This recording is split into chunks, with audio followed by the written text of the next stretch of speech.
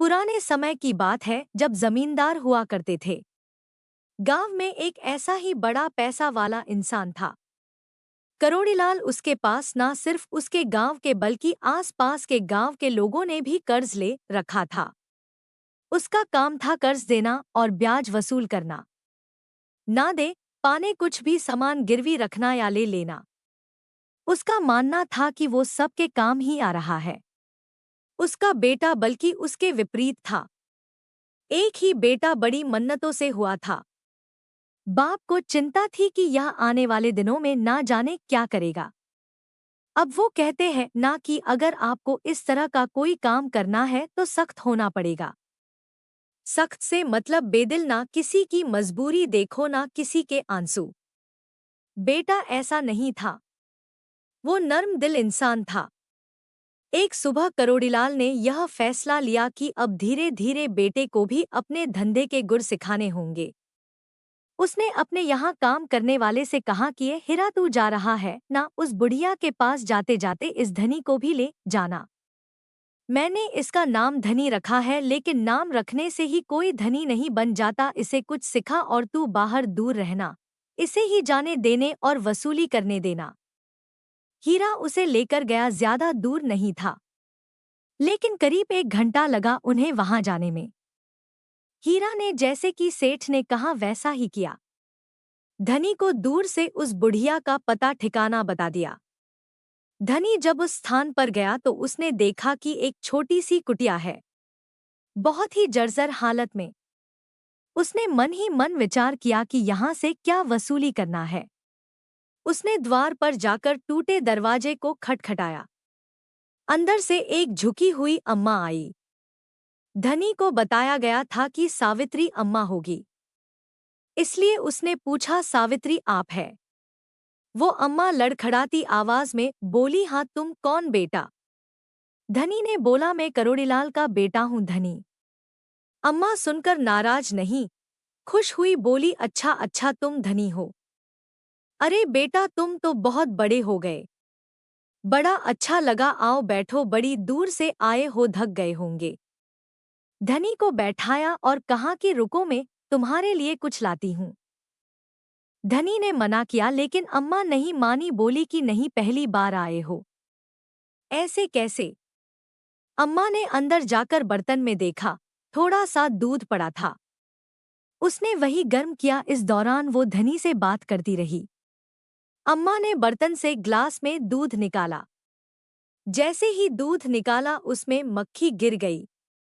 अम्मा को दिखाई नहीं दी। अम्मा ने दूध ले जाकर धनी को दिया। धनी ने ग्लास हाथ में लिया, देखा तो उसमें मक्खी थी। धनी ने बोला, अम्मा इसमें तो मक्खी गिर गई। धनी के यह बोलने अम्मा ने देखा और कहा कि बेटा इस उम्र में दिखाई नहीं देता, तुम रुको, अभी मैं दूसरा लाती हूँ। धनी ने फिर मना किया, लेकिन अम्मा नहीं मानी, कहा कि नहीं रुको, अम्मा के पास अब कुछ नहीं।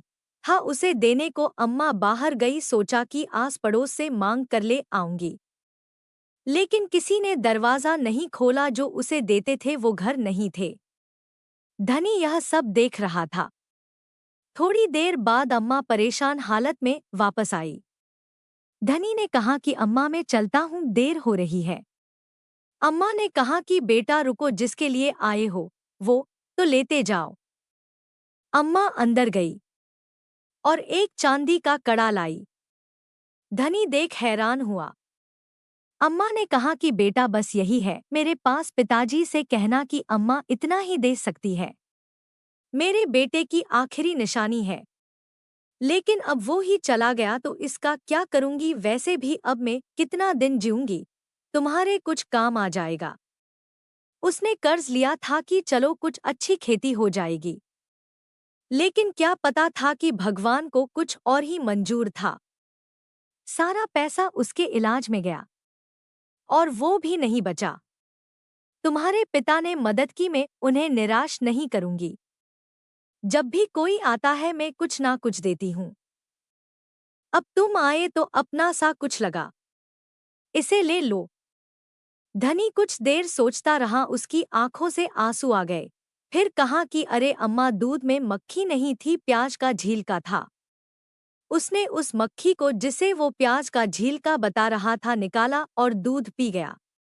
घर पहुंचकर जब करोड़ी लाल ने पूछा कि हीरा बोल, क्या लाया मेरा बेटा? हीरा बोला, सेठजी लाना तो दूर, वो उल्टा अम्मा को देकर आया है और यह भी वादा किया कि उसकी जिम्मेदारी अब धनी की है।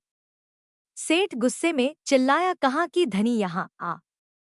जैसे ही धनी वहां आया, सेठ ने उसे मारने के लिए हाथ उठाया, लेकिन वो हाथ रुक गया। उसने उसकी आंखों में देखा जिनमें आंसू थे।